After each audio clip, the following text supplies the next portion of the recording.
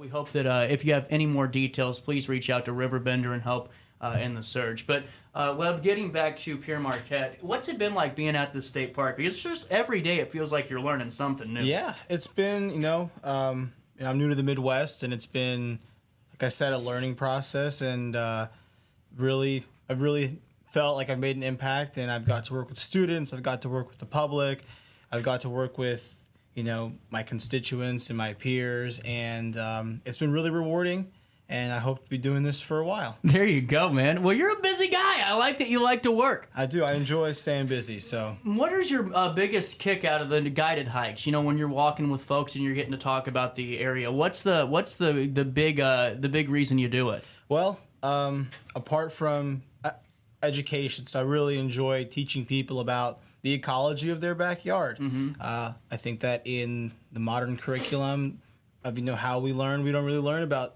nature and the outside, and there's so much going on. And additionally, I also really enjoy feeding people wild plants and seeing their faces light up when they eat a pawpaw for the first time, which I tried to actually bring one for you today, but they're not ripe yet. And wood sorrel and pawpaw leaves and all these other really interesting plants. What is it? Pawpaw? Yeah. Pawpaw is North America's largest fruit. It's about the size of a mango. They grow extensively through Illinois.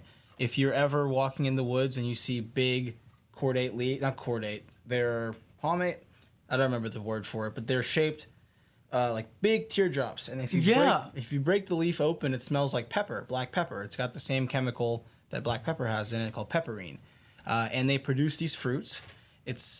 They're about this big, and they get ripe at about September. And they taste a bit like mango and shampoo.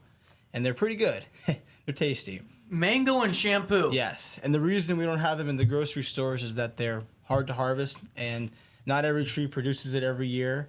But, Native Americans, it was one of their staple food sources. Was it really? It was. And pretty much every single wood line and woods that you have here in Illinois and across the Midwest, down to the South, up through Pennsylvania, is full of pawpaw. Let me ask you this, just in case someone tries to go out there and find someday. Is there any identifying things that say stick away until they're ripe? How do you know they're ripe? Yeah, so you go up to a pawpaw tree, and pawpaw trees never get taller than about 15 to 20 feet. Oh. And they're about this big around. And you'll look up, and you'll see the fruits, and it looks just like a mango, like an oblong mango. And if you take the tree and you shake it, and the fruit comes down, you can eat that fruit. If you shake the tree and the fruit stays on the tree, it's not ready to eat. And the actual fruit will be very, very soft to the touch, unlike when they're unripe. Is it like this? Yep, that's a pawpaw. Oh, man. Oh, I'm on the wrong screen. So there you go. There's that mango shape. And then on the inside, you can see it. It's like custard. Wow. Yep. Yeah, that looks like a pretty, that's a nice consistency. Yeah, just, I, in the September, I'll, be hiking, I'll be eating them as I go along, so. That's really cool. Now, is there too many you can eat? Think I've heard of some people being sensitive to it. Yeah. But I think it's like any fruit. Yeah. Yeah, it's pretty tasty. Well, and now what time again are you doing these hikes, man? So the night hikes, we have one coming up September 6th. That's really this Friday. Yeah. We meet at the Visitor Center at 9 p.m. Bring light if you don't have one. I have some lights for you. Wear closed-toed shoes, dress appropriately for the weather. We do about 1 to 2 miles of hiking on those evenings. And then I have one, I believe, on the 2 Fridays later. I think that's the 22nd. Don't remember exactly. And same thing. The hikes will start September 14th, that's Saturday, and on Saturdays going all the way through October, we're going to be doing every Saturday, 10 a.m. at the Visitor Center, guided on-trail hike, 1 p.m. the same thing. And then on Sundays, 10 a.m. guided hikes, and then 1 p.m. an off-trail hike. And the off-trail hikes are going to be geared towards people who want a bit more adventure, more strenuous of a hike. And we're going to be doing several miles off-trail, through some brush, through the woods.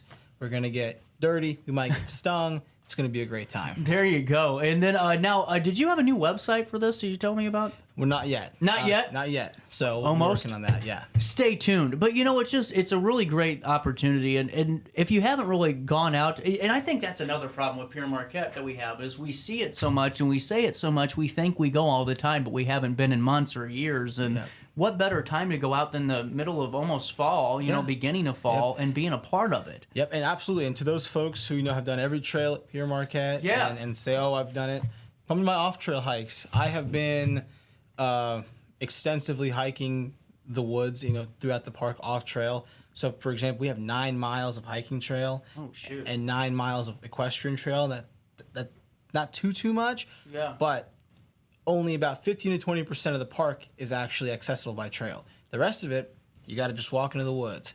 And so if you want to learn some secrets about Pere Marquette, you want to see some old homesteads, caves, fire roads, things that you don't really get to see. Homesteads? Homesteads. We were covered in homesteads. Really? Yes. So you can be, you know, even...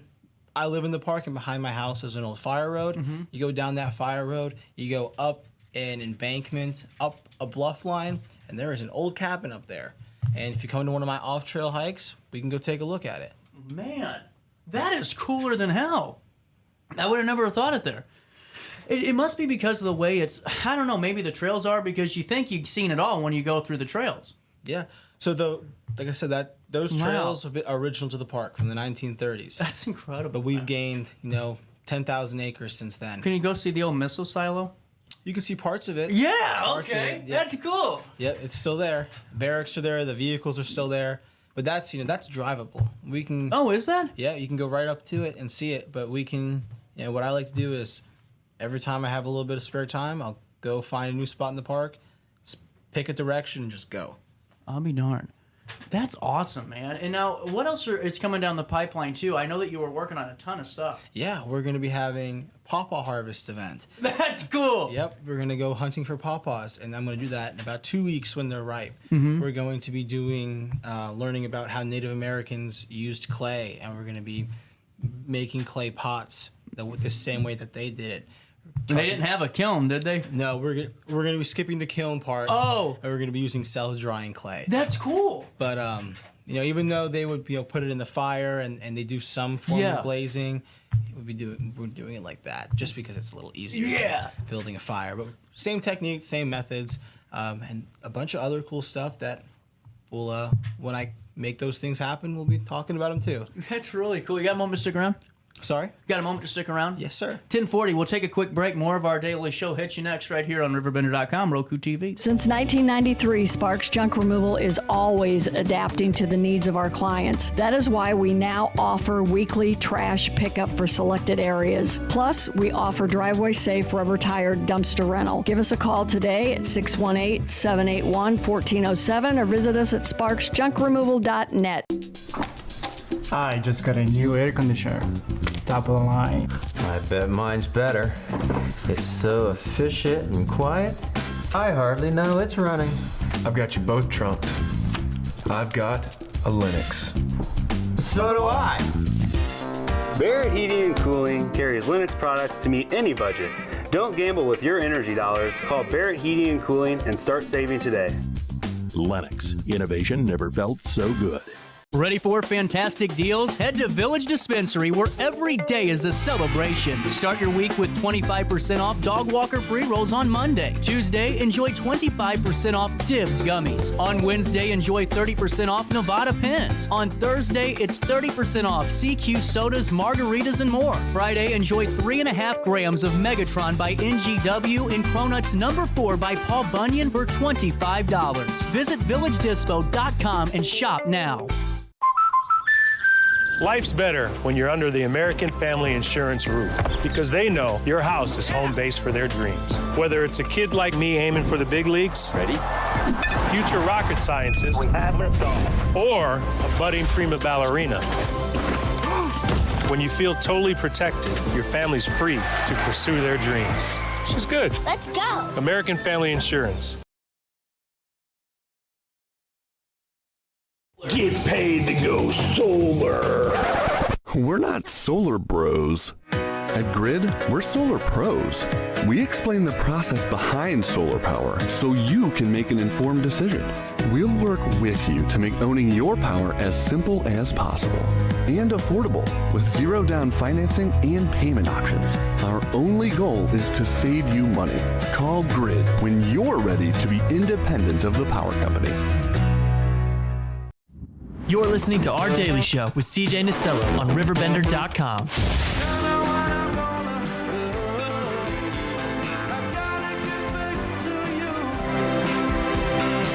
10:43. Welcome back. We're back with Lev, and it's the right time to start going hiking. The warm front will be out of the way after tonight, and then all of a sudden you got 57 degrees for lows for the next couple of days. What's some of the wildlife and landscape starting to look like at this point in the year? We're at this. We know the fall's coming, and we know that this change is coming. They know the change is coming as their species. What do we start to see at the park? So senescence. When I say senescence, that means leaves falling off of trees. So the very, very beginning of that starting, and different trees will go through senescence at different times. So silver maple is the first tree that, well, technically, so trees are weird. Trees do weird things, but in general, silver maples start to lose their leaves first. Okay. And a silver maple leaf looks like a regular maple leaf, except for it's elongated. It's got deeper sinuses. And whoa! Trees have sinuses? So when I say sinus, I mean when you look at a leaf, it's the curved part. Okay, gotcha. Inner part of the leaf, and they're gonna turn golden. And different trees turn different colors, and it's predictable. So, for example, eastern redbud, they have red buds, but the leaves also turn red. And sugar maple will be a rich auburn brown. Silver maples are light brown to yellowy, and they're going to start going first. And they're actually one of the first trees to bloom out in the springtime. And sycamores will start to go, but we have a little bit of time before that starts happening. What leads to the color and the color of all those leaves in the fall that you guys are known for? So it's a combination of several factors. Anthocyanins, which are the purple pigments.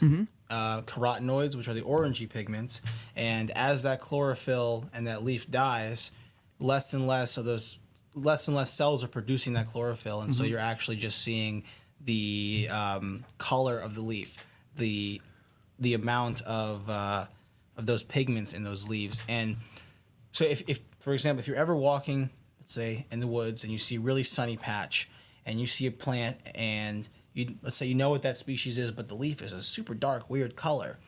Let's say it's super purple. And let's say it's a pawpaw tree, and the leaves are purpley.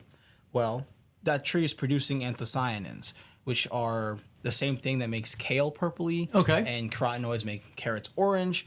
And those are pigments used to either to increase or decrease its absorbency to sunlight, because too much sunlight might not be good for some trees. Now, does rain affect the color of the fall leaves, like how much rain we get in the spring or summer? I've always heard that. Does that actually do? Yes. So it affects basically the sunnier it is because of the rain. The less, the more rain, the less sun there is, the less of those pigments and carotenoids, and then more rain. It's weird because plants are weird, right? Yeah. But there's different factors. So more rain could actually increase the production of those chemicals, or it could decrease them. No kidding. Yes. Is it just dependent on? Is it dependent on species, or is it dependent on that individual tree? All of it. I'll be damned. Yeah. Okay. Yeah, we have a saying in botany that trees and plants are the way they are because of the way it is. It is what it is because of the way it is. I like it. So really cool. I've always wondered that, man, because it seems like last year we all knew that we weren't going to get we always get beautiful color, but it wasn't like the true color that we're used to seeing, Yeah. I think this year we are. I think we're going to get some good color. I agree. And when trees get stressed out, when trees get really stressed out, they actually produce more color. Really? Yes, because they're trying to increase their absorbency with sunlight or absorb less water. So stress makes pretty trees. That's why you get, after wildfires, you get a lot of those colors because the tree is stressed out. I had no idea about that. That is so cool, man. And now, what as we're getting into the season 2 and the changes of it, what are some things to look for when you're hiking in this type of weather pattern? Because even though it's not the summer anymore, in the next couple of weeks, we're going to start seeing 50-degree nights and 40-degree nights again. Is there anything to look out for maybe new for reptiles and maybe them starting to hibernate, getting out of their way? If there's snakes, what do we do? What are some of your advice for just safety precautions during the seasonal transition? Yeah, so more than just the animals and plants that are out there, this is the time of year that we see the most case of hypothermia and slip and fall injuries because because people don't realize. So you start hiking in the morning. It gets hot at the day, and then the evening comes around, that temperature drops. You're sweaty, you don't have layers. And so, I always tell people during this time of year, pack layers. Pack for it being 10 degrees cooler than you expect it to be. And just watch out for those things because during the fall season, especially up here in the Midwest, temperature changes very rapidly. And so this is the time of year we see a lot of those things. Man, I just never would have thought that, though. I mean, it makes sense. And then slip and falls because of the leaves on the ground. Yeah. And all that good stuff. And then, snakes, this is the time of year when snakes get on the roads because they're trying to absorb heat. And where's the best place to get heat? Roads. Asphalt. Yep. So... Makes sense. All right. Well, now, as we're getting back into the things that we're going to be learning, what dates again, just so we can keep driving those home? September 6th. And the week following, 2 weeks following that is going to be our night hikes. I'm excited for the night hikes. Yep, 9 p.m. at the Visitor Center. You don't got to bring anything. But if you have a flashlight, you should bring that. I do have a few.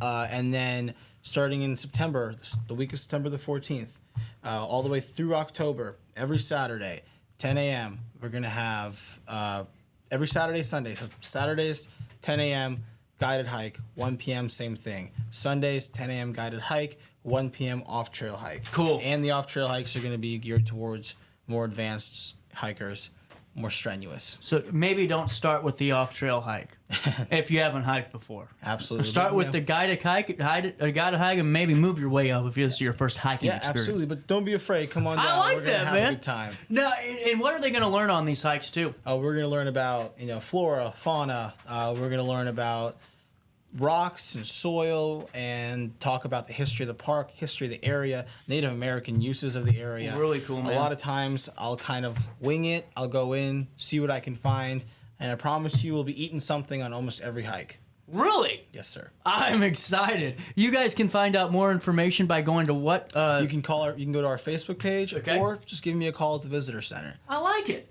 Man, love, keep up the great work. You're working hard out there. Glad to be here. Hey, we'll take a quick break. 10:50 is the time. We'll come back, wrap up the week that was on this Friday morning in the heart of the 618. You stay there. I'll stay here. RiverBender.com. Roku, get over here. TV.